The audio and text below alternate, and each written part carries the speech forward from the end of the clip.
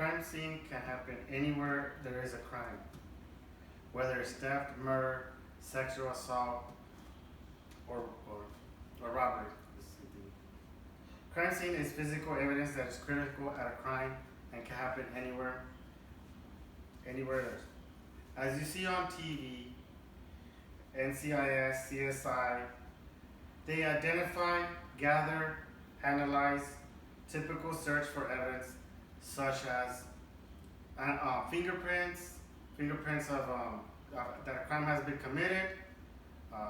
hair, in case there's DNA, hair and fibers in case of a sexual assault or a murder.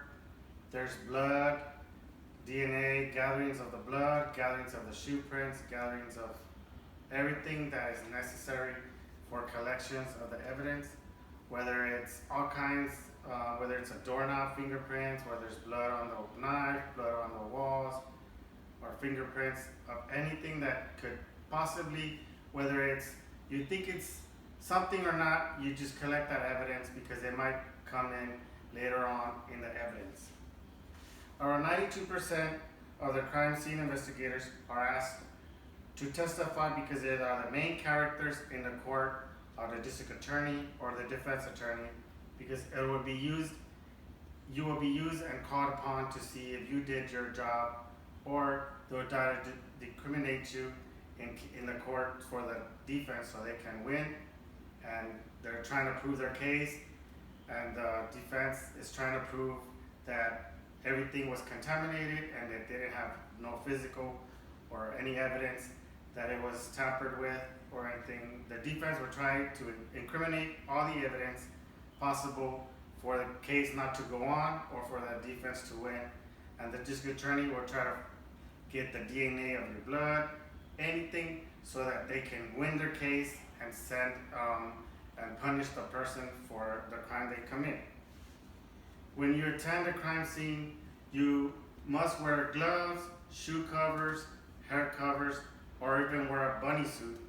A bunny suit is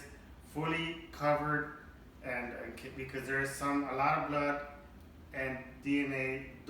you do not want to contaminate it, so you wear a bunny suit and you wear off mask, everything, in case there's some disease in the blood or anything, which disease dies outside the blood in a while, but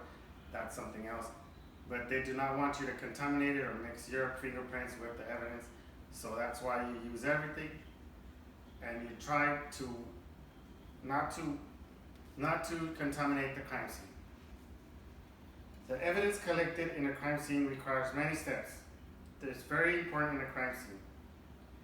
Evidence of example of documenting or location of evidence,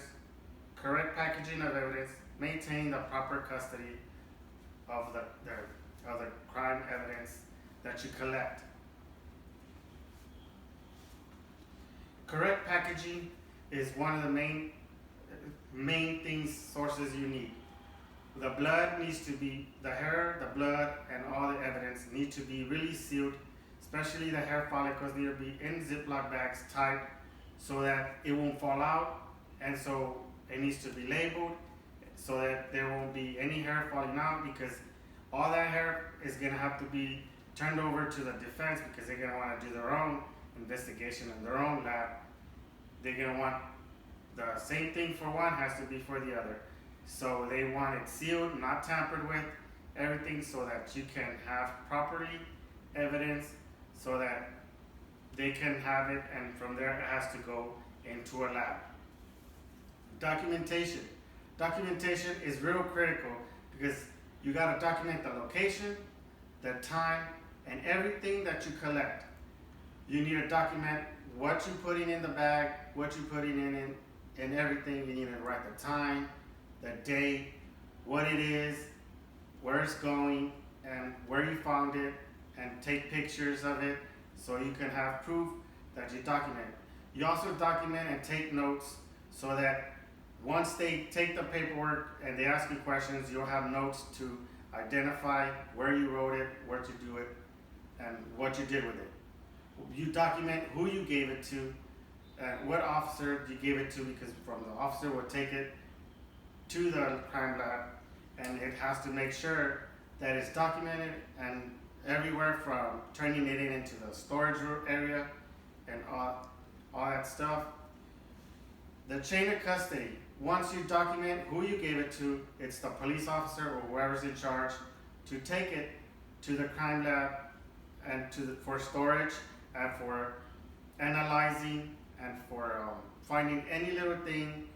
fingerprints to identify the victim, to identify the suspect, identify if there is a crime committed. He has to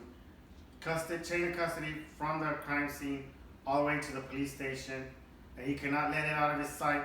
Once he gets to the lab, he turns it in there and he put it in a file in the storage and document that so that they can know how it got there, where it got there, and who was in charge of securing it and who didn't. It didn't make sure it doesn't get lost, because in case this one, the defense attorney will find any little thing that he did wrong to discriminate the case.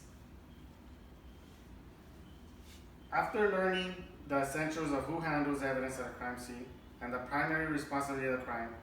also to investigate crimes, to be carefully collected, analyzing physical evidence, the location of the crime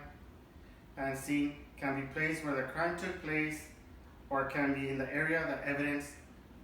was done. And all the evidence that has been done is very essential, because it's gonna come up in court and it's gonna be detected later on, or you're gonna incriminate the evidence.